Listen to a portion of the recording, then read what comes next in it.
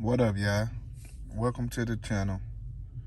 It's early in the morning, man. I'm at work, and last night I seen Danny Garcia.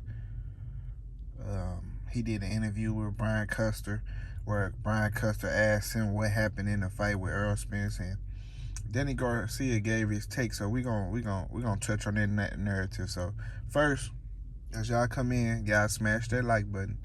Subscribe to the channel if you ain't subscribed already. Second, the first video I watched this morning, soon I got to work, knowing I was going to talk about this today. The first video I watched was Pool Counter Boxing video on the same subject, and he killed it. So I might touch on a few things that he done touched on already, so y'all go over there and subscribe if y'all ain't already subscribed to his channel. Now, Danny Garcia, I listened to the interview and shit, and Danny was like, man, after Brian Custer asked him what happened in that fight, Danny goes like, man, Errol Spence, he's big and he's strong, and he was like, he looks different than when you on the outside and looking in, but it was just that jab. It was just that jab. Like, he just keep talking about that motherfucking jab, man. What the fuck wrong with Danny, man? Bro, it was more than the jab, my boy. It was the jab. It was the step back. It was the chin, because you hit him a few times with that power that y'all niggas said was going to hurt him. Y'all niggas was so confident in y'all power. That power, I got that power. After that motherfucker fight, Errol Spence said, man, you ain't hit that hard. Before the fight came, Sean was like, Danny's power a little overrated. So, they was so caught up on the power, he ain't been hit before. Angel Garcia was like, I seen the soul through his eyes. He ain't there. Y'all remember that shit? See, I got good ass memory. I remember all that shit, man. Remember all that. But to me, it's somewhere deep down inside of dude. I'm not gonna say he hating, cause the guys who hating, if I tell you who hating, but I ain't gonna say he hating, but it's like somewhere deep down in some guys, right, where they don't want to give credit to other men for some reason. You know what I'm saying? To me, it's an insecurity deep down in some dudes. Like, you see how the beginning of the video, I said Pool Counter Boxing did a video on that shit. Niggas can't do that for some reason, man. It's something about deep inside a fuck nigga that they can't do that type of shit. You know what I'm saying? Like, it's word, it's fuck. Like, I obviously seen bro video this morning. So what I was supposed to do, act like I never seen this shit, right? And then be like, hey, yeah, man.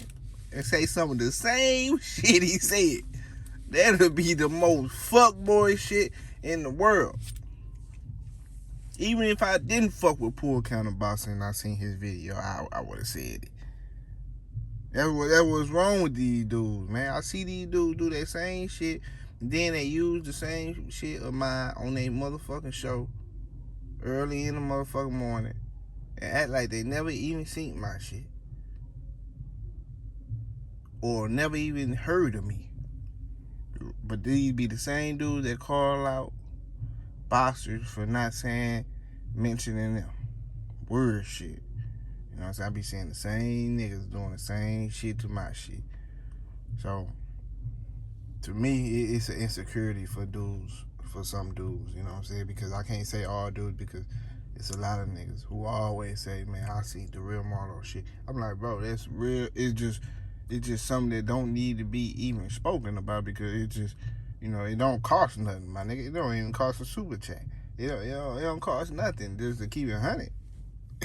It don't cost nothing. So all he had to say was, man, he was a better fighter, man. He great, man. It's more than the jab. It ain't just the jab, bro, because it was just the jab. I'm sure you should have been able to adjust and do different things to counter the jab, because you're a counter puncher. How come you didn't counter the jab? Why? Because he threw off your fucking rhythm. And them motherfucking 11, 12 toes you got ain't help you, bro. You ain't have as much power. You know, what about the controlled distance? Oh, man, it was a competitive fight, bro. You barely won around, bro. Only time I see dudes winning rounds against Errol Spence is if he let you. If he take a round off, that's the one you round. That's it. Because you ain't winning no fighting round. You just keep it 100. You ain't, if it's trading punches within a round, you ain't winning. Because he just throw way more punches. What about the pace, Danny? You know, I like coming behind these dudes and correcting them because it be a whole bunch of like flaws and shit, like character, like it be like the character flaws, you know. You know what I'm saying? I ain't trying to be a nigga big brother or nothing, but I'm just saying like I'm just saying like, man, those flaws be right there, right there in the show. It was more than the jab. You know, it was the pace, the tenacity, the control of distance, the combinations. You know what I'm saying? It was different things, bro. The chin, the wheel. You know what I'm saying? I ain't saying you gotta pick him over Bud every time somebody give a take. That's not what's going on. I'm not getting on everybody that's picking Bud. He didn't pick Bud, by the way, but I'm just saying, like, you know what I'm saying? They like to say, if this can happen, this can happen. I understand every fighter they're supposed to look at it the same way as we look at certain shit, but at the same time, all I'm saying, right?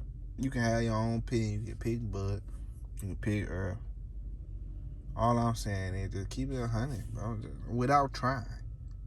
Just do that, man. It don't even cost nothing, bro. You know what I'm saying?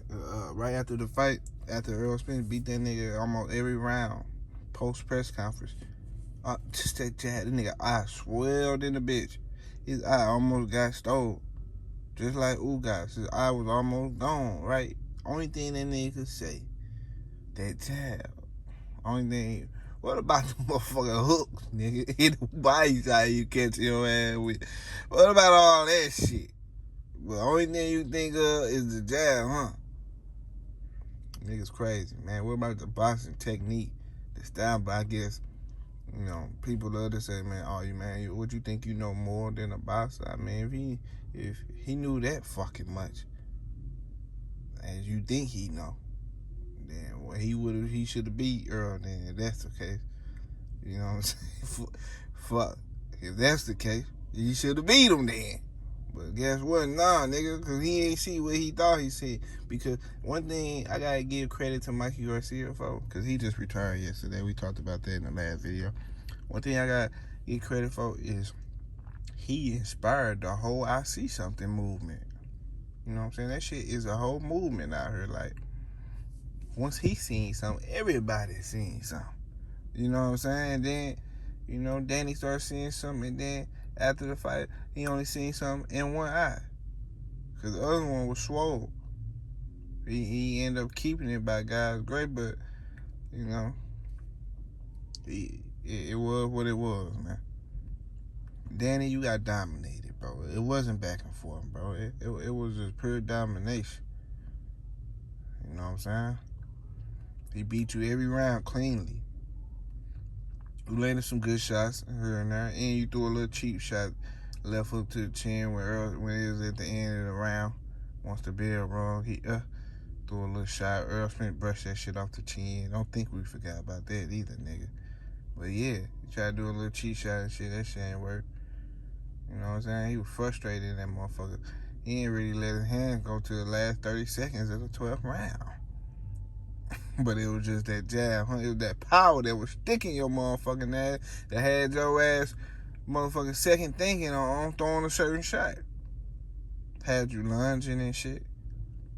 Had your daddy over there in the motherfucking panic, having a panic attack and shit like that. You know, it was more than a jab, my boy. But I won't claim Danny is no hater, but I noticed that in a lot of dudes, though, on some real shit.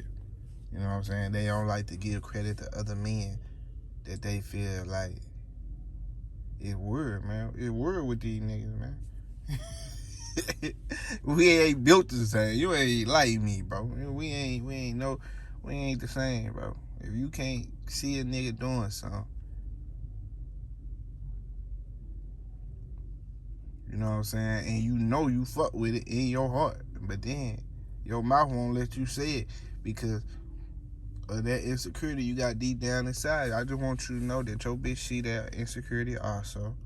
So if you got your bitch and you telling her about the Real Marlo TV, just know she can get took because she see them insecurities on you, my boy. Man, I talk shit, but yeah, on some real shit though. That's how these niggas is, man. They don't know how to give, you know what I'm saying, pop what it do. It is what nigga see a nigga with a fly outfit. He know he want that motherfucker. He seen them at the mall with that bitch. He don't even want to say nothing because he like, nah, fuck that nigga. Fuck that nigga looking at. Man, hit that like button, subscribe to the channel, man. And if you ain't already subscribed to my core channel, 392 Marlo TV, make sure y'all go over there. Like and subscribe, everything, man. Got a nice amount of car videos up already, so make sure y'all get in tune, man. Get in tune to my car channel, man. 392 Marlo TV. And I'm out, y'all. Deuces.